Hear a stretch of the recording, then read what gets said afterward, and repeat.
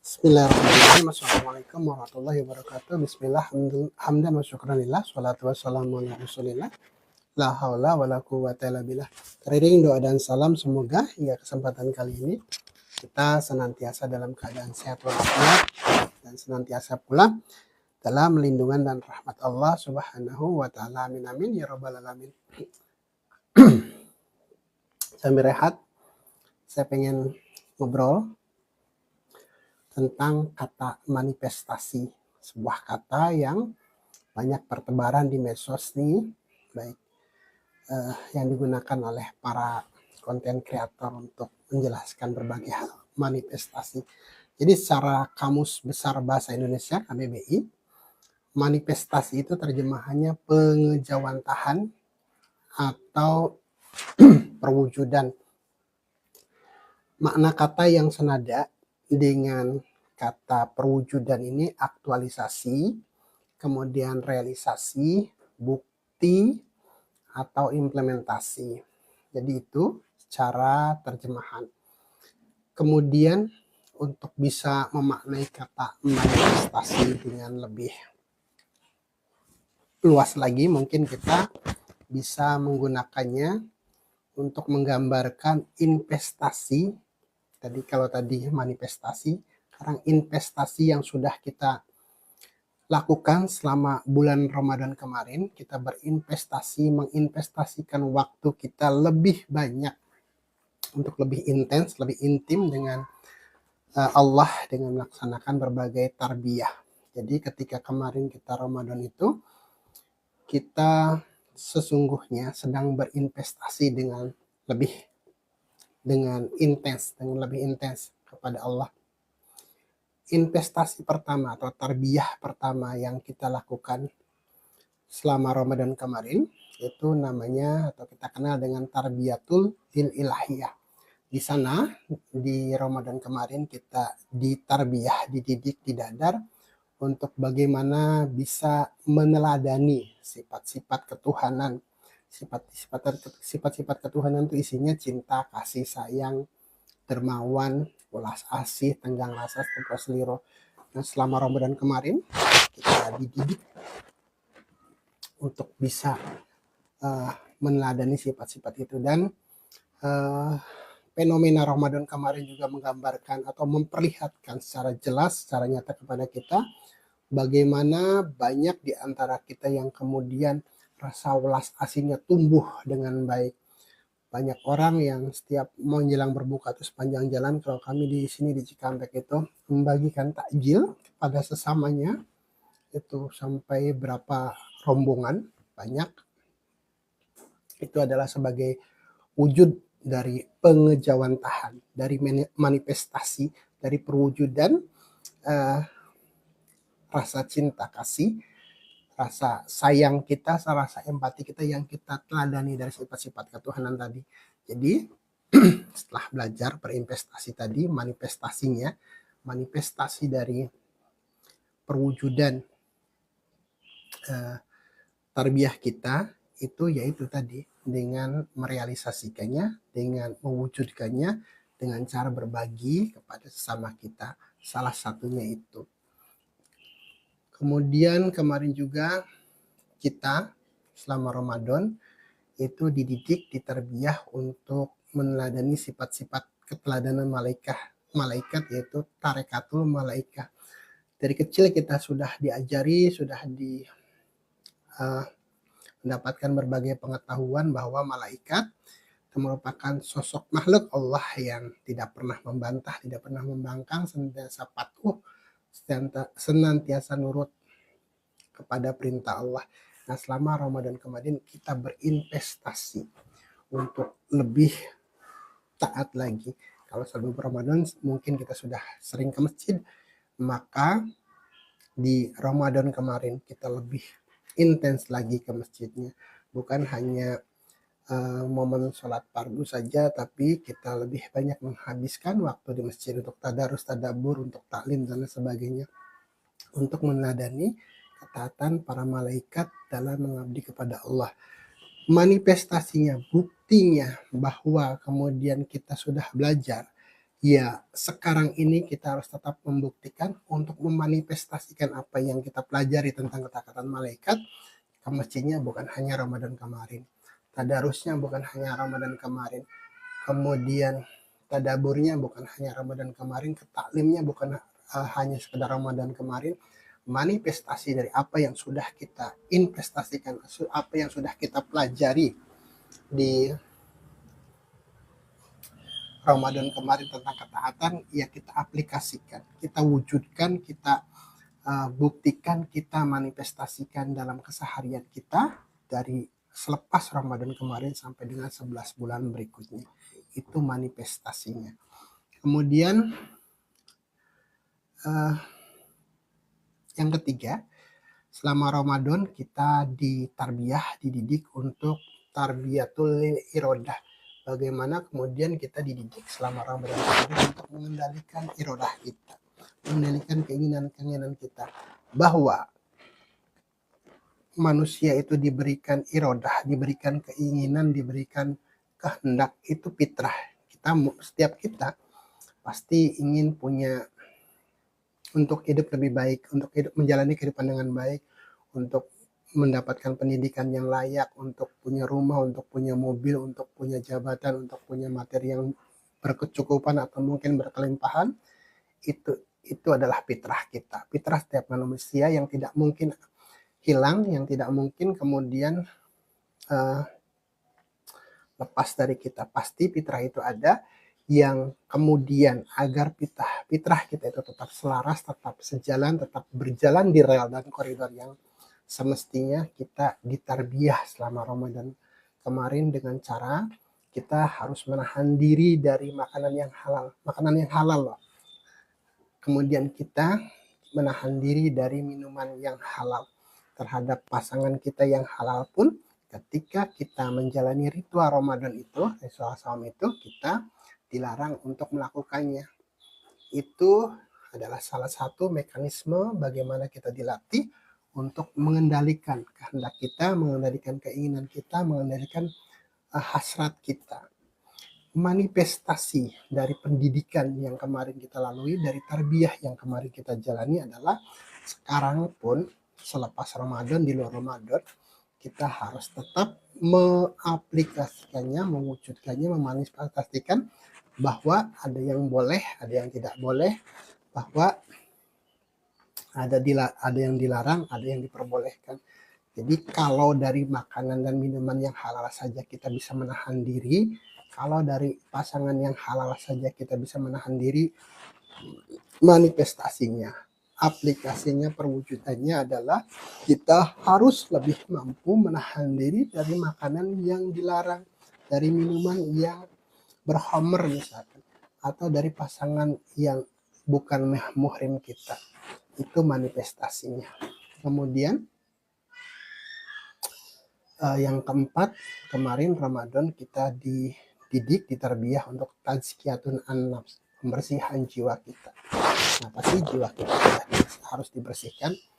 Jadi jiwa kita itu sama seperti jasad kita nih, kayak saya sekarang masih keringetan karena baru selesai jalan pagi, rasanya nggak nyaman, ada debu-debu yang mungkin nggak kelihatan di kamera, mungkin nggak di saya pun ketika digosok-gosok ini ya nggak terlalu ada debu, tapi realitasnya pasti ada debu-debu yang menempel di sekujur tubuh saya karena tadi berjalan. Jiwa kita pun seperti itu, nafs kita pun seperti itu. Kalau debu, cara mensucikannya ya tadi dengan mandi. Kalau kemudian jiwa kita ya salah satunya dengan Ramadan tadi. Jadi jiwa kita itu selalu bersinggungan dengan hal-hal yang di luar diri kita. Jiwa kita itu akan menerima input dari mata kita, dari telinga kita, dari indera kita, dari yang diserap oleh indera kita ini untuk kemudian diteruskan ke jiwa.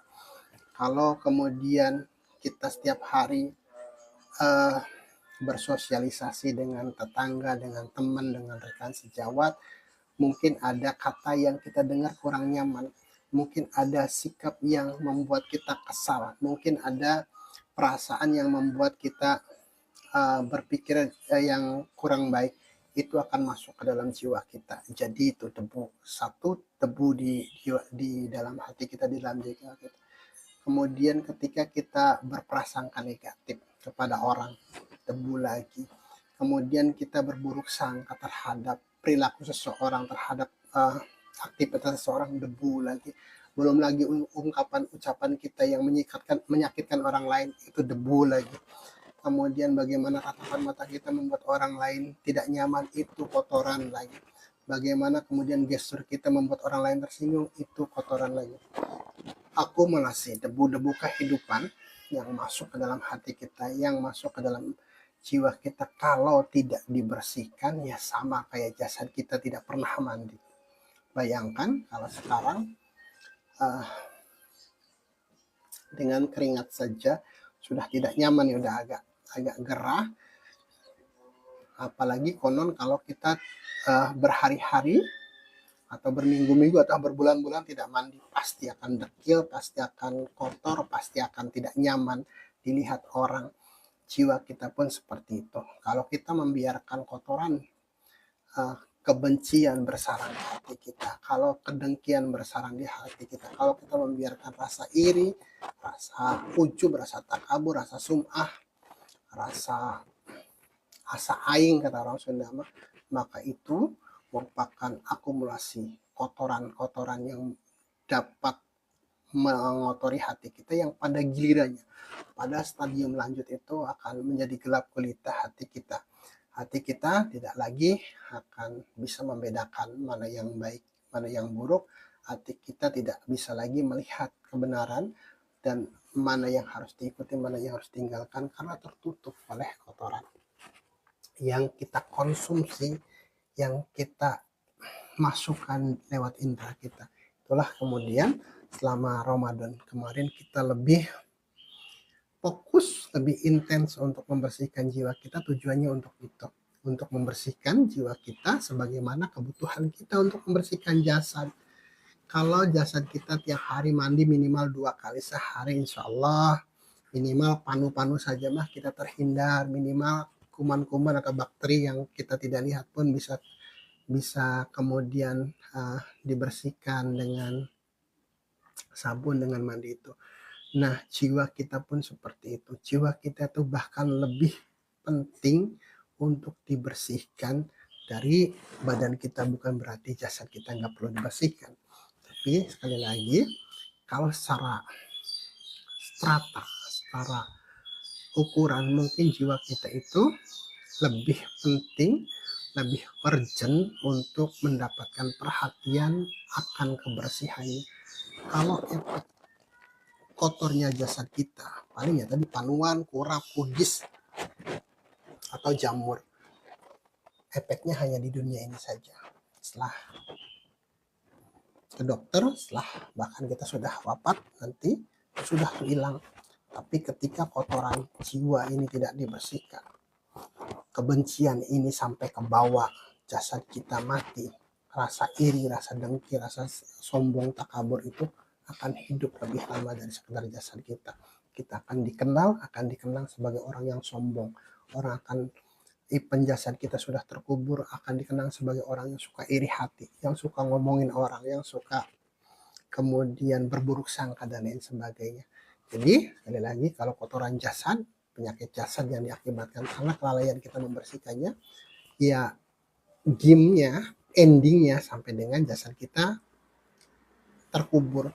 Tapi kotoran hati, kotoran jasmani, kotoran rohani kita, kotoran nafs kita, itu kan hidup jauh lebih lama daripada sekedar jasad kita. Jasad kita mungkin terkubur, tapi keburukan hati kita, keburukan perilaku kita, kesombongan kita, rasa sum'ah, takabur kita, iri kita, kan hidup mungkin 10, mungkin 20, atau bahkan 50 tahun yang akan datang, kita masih akan dikenal sebagai orang yang memiliki sifat-sifat negatif tadi. Makanya saya tadi sampaikan bahwa menjaga kebersihan rohani itu menjadi jauh lebih penting daripada sekedar kemudian kita hanya memperhatikan jasad kita.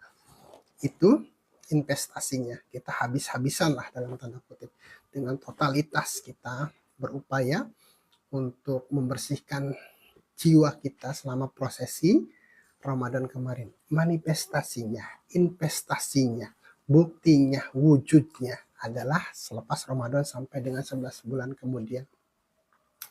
Kalau Ramadan kita bisa menahan diri untuk tidak ngomongin orang, sekarang nih wujudnya, manifestasinya ada enggak? Apakah kita kemudian masih balik lagi ke setelan awal untuk ngomongin orang? Artinya pelajaran yang kita lakukan kemarin belum termanifestasi. Kalau kemudian di selepas Ramadan, 1 Syawal itu kita kemudian masih berburuk sangka kepada orang lain, artinya pelajaran tazkiyatun an-nafs kita selama Ramadan itu belum termanifestasi, belum terwujudkan, belum terrealisasi, belum kemudian tampak dalam keseharian kita. Jadi itu manifestasi. Saya ulang untuk ringkasnya bahwa kemarin Ramadan kita berinvestasi dengan tarbiyatul irodah, manifestasinya bahwa kita mewujudkannya dalam bentuk kasih sayang kepada sesama kita, kasih sayang kepada anak istri kita, kasih sayang kepada lingkungan kita. Kemudian kita berinvestasi untuk tarekatul lil malaikah, meneladani ketaatan malaikat.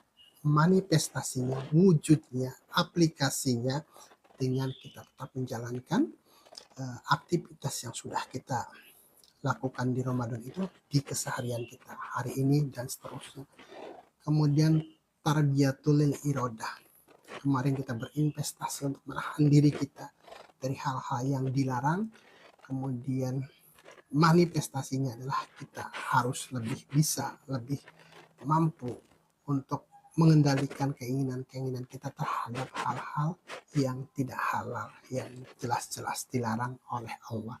Yang keempat tadi, bahwa kita sudah berinvestasi untuk membersihkan kolbu kita, membersihkan hati kita, membersihkan jiwa kita, whatever lah sebutannya.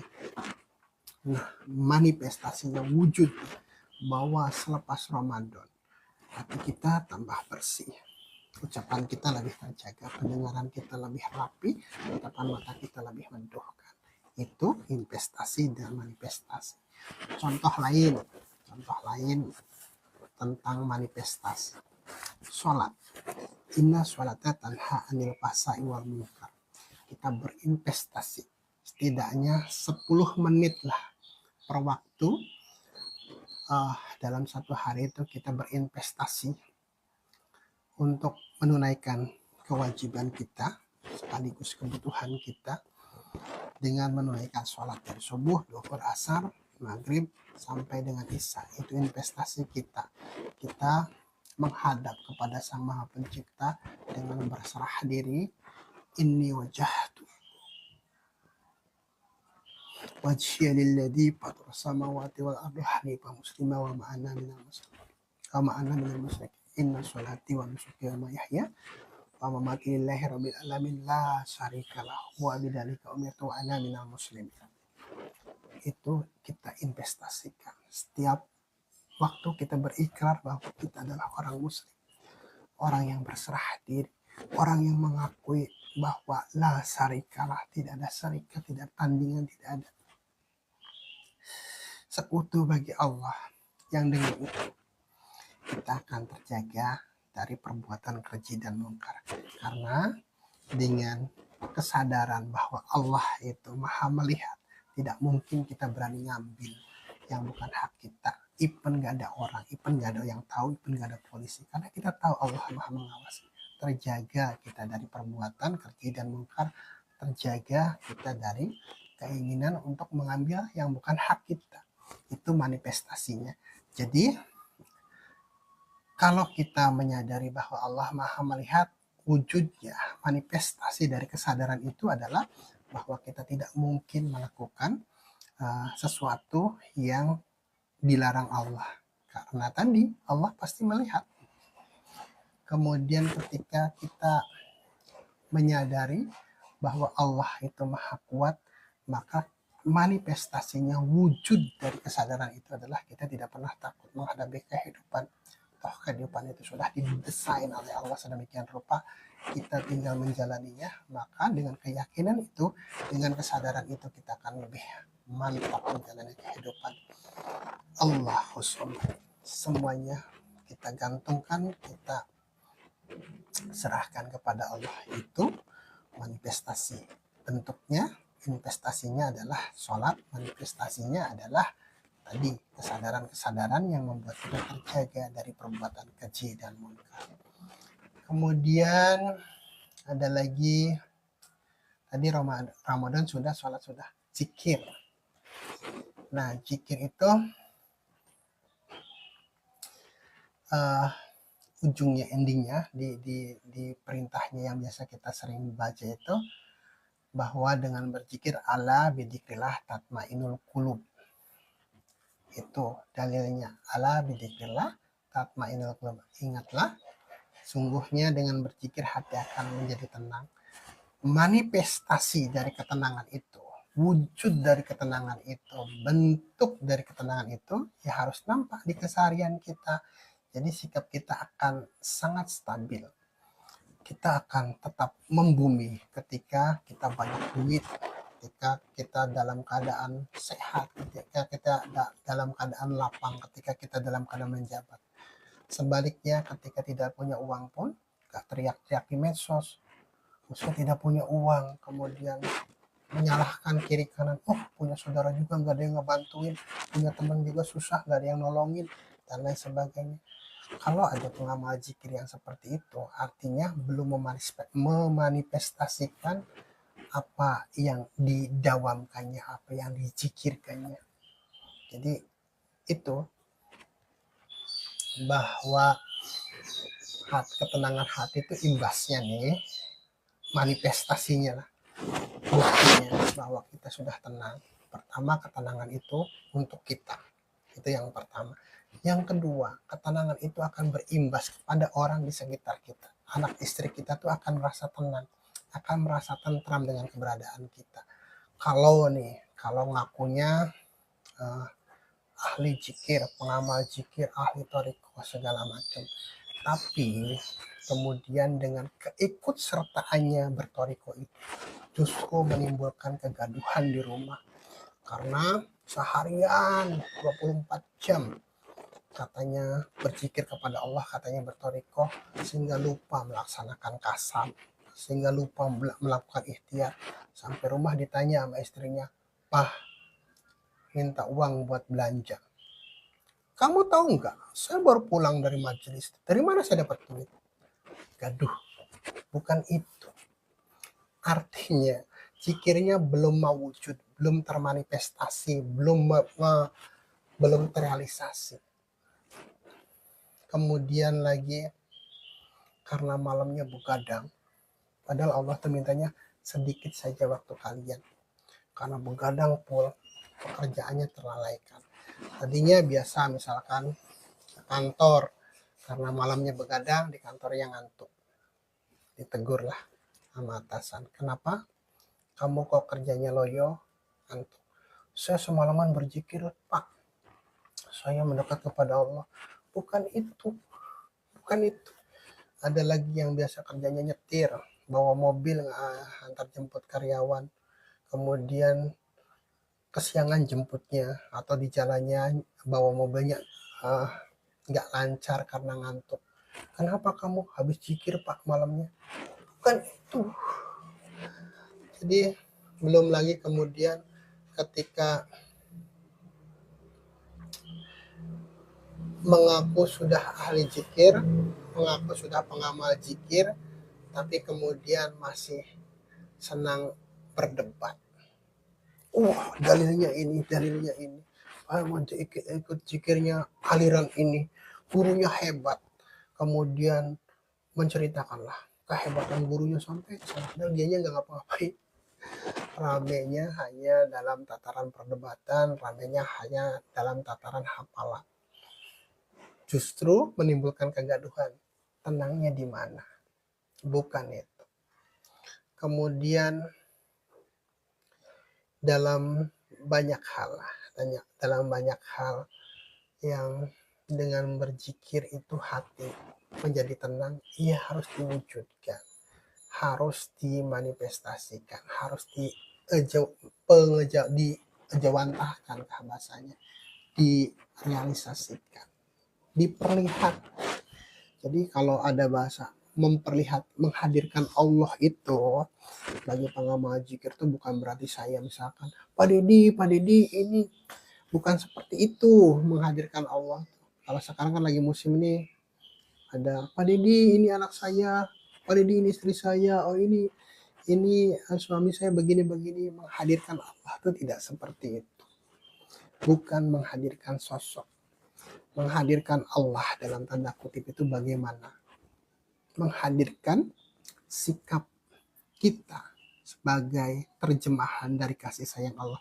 Kalau Allah Maha Pengasih, Maha Penyayang, piraku kita yang katanya ahli zikir jadi sering pasea dengan teman, bahkan dengan kadang-kadang sesama pengamal zikir pada saing-saingan seperti naon. Itu belum mewujud, itu belum termanifestasikan. Kalau kemudian kita sudah tenang dengan amaliyah zikir, hati kita sudah tenang, maka menghadirkan Allah lah bagaimana menduplikasi ketenangan kita kepada anak istri kita, kepada tetangga kita, kepada sejawat kita, kepada saudara-saudara kita. Kalau kemudian bukti bahwa kita itu sudah tenang, ya kalaupun punya uang banyak tidak harus pamer di sosmed apa namanya istilahnya tuh. Tidak kemudian harus saya ini uangnya banyak, pamer gelang kalung segala macam. Tidak harus seperti itu. Kalaupun kita sedang tidak punya duit, ya tidak harus kemudian meratap seperti orang yang sudah berpuluh tahun gak pegang duit. Ya namanya kehidupan memang seperti itu. Ada kalanya kita memegang uang yang cukup, ada kalanya juga kita tidak punya uang, dan bukan cuma orang yang jadi kadang-kadang ada pengalaman teman saya yang orang kaya dalam tanda kutip, suatu saat di dompetnya nggak bawa uang, saya nggak bawa uang, jadi ya biasa-biasa aja. Jadi ketenangan itu stabilitas temperatur batin. Bagaimana kita bersikap, bagaimana kemudian kita menjalani kehidupan ini dengan stabilitas yang memadai. Mungkin tidak harus seperti tenang banget ya, tidak. Seperti inilah analoginya, seperti kita bawa mobil di jalan tol. Jalan tol kan harusnya tidak ada lubang, harusnya jalannya lancar, harusnya kemudian nyaman lah. Tapi ada kalanya di tol pun ada lubang, di tol pun ada kemacetan, di tol pun harus kemudian kita ada kerikil atau yang ada kambing nyebrang lah segala macam yang menuntut kita tetap hati-hati. Nah, stabilitas temperatur batin itu seperti itu, seperti kita melajukan kendaraan kita di jalan tol, bukan berarti kemudian mulus semua. Ya tidak, di jalan tol pun ada belokan kadang-kadang, bahkan sedikit nanjak, bahkan ada lubang tadi. Jadi dengan hati yang tenang itu ya kita bisa stabil.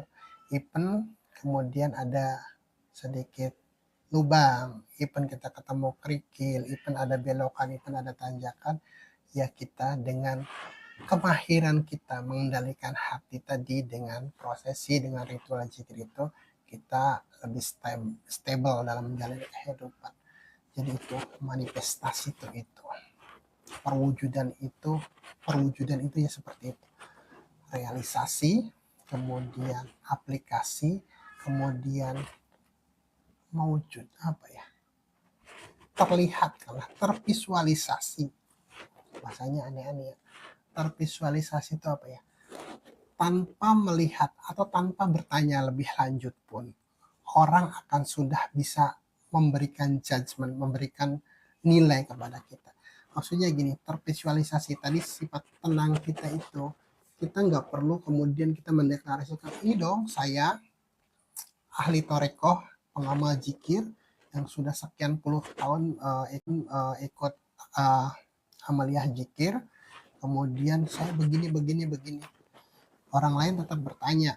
Ketika kemudian kita melakukan amal zikir tapi masih sering ngomongin orang, masih sering berburuk sangka, masih sering keluh kesah, masih sering kemudian menjelek-jelekan yang lain, orang akan bertanya, katanya pengamal zikir, kok masih suka ngomongin orang? Katanya pengamal zikir, kok senangnya berdebat? Katanya pengamal zikir, kok masih banyak keluh kesah? Artinya zikir kita belum tervisualisasi. Kalau zikir kita sudah tervisualisasi, maka orang tidak akan bertanya, si eta mah pantas hidupnya nyaman karena dia pengamal zikir. Oh, itu mah pantas ekonominya tertata karena mengamalkan zikir. Oh, pantas itu mah bager, itu mah orang baik kepada tetangganya, kepada sesamanya, suka ringan tangan, menolong orang, membantu, itu karena dia pengamal zikir, tanpa bertanya pun. Ketika zikir kita sudah termanifestasi, tervisualisasi, orang akan bisa melihat dengan jelas tanpa bertanya-tanya lagi. Jadi itu, jadi investasi, visualisasi, manifestasi, pokoknya bahasa-bahasa itu mah, pokoknya yang jelas bagaimana kemudian kita bisa menerapkan, memperlihatkan, bukan dengan berarti ujub ya, bukan, memperlihatkan, menerapkan apa yang kita pelajari, baik itu ketika Ramadan kemarin, baik itu ketika sholat, baik itu ketika zikir, dalam keseharian kita dengan stabilitas yang memadai. Jangan kadang-kadang baik, tapi kadang-kadang bed. Jangan kadang-kadang suka berean itu dermawan, tapi suatu saat pelit. Jangan kadang-kadang baca Qur'annya sampai seharian, tapi setahun pun yang enggak gitu. Stabilitas temperatur batin, stabilitas kehidupan ini dijalani dengan baik, dengan tenang, dengan stable, ya tadi, untuk memanifestasikan, mewujudkan, merealisasikan, merefleksikan, memvisualisasikan apa yang sudah kita dapatkan. Itu akhirul kalam. Billahi taufiq wal hidayah. Wassalamualaikum warahmatullahi wabarakatuh.